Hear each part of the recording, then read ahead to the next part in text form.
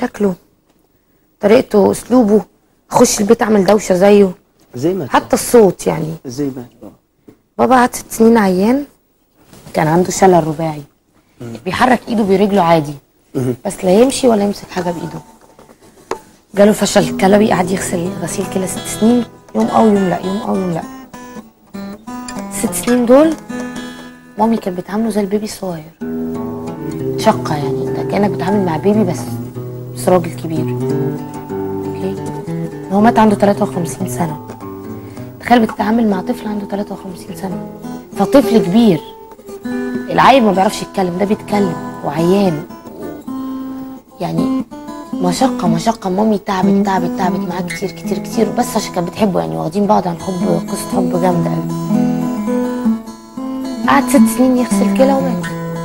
أنا بستغرب يعني، كنت بستغرب من صحابي اللي يقولوا لي حي لو بابا عرف، لو بابا سوى، لو بابا مثلا شافني، لو إيه بابا يعني بابا هيعمل لك إيه؟ بستغرب من صحابي قوي اللي بيخافوا من بابا. بابا شخصية تحترمها بس ما تخافش منها يعني، ما تخوفش.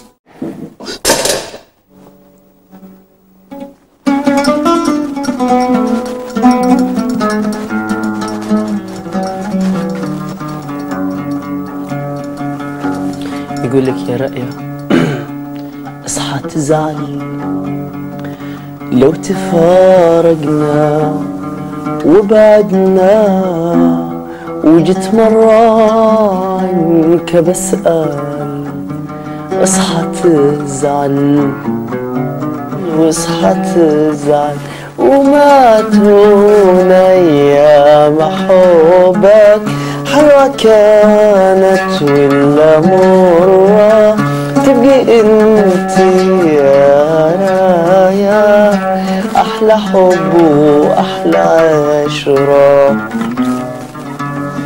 حبيبي حبيبي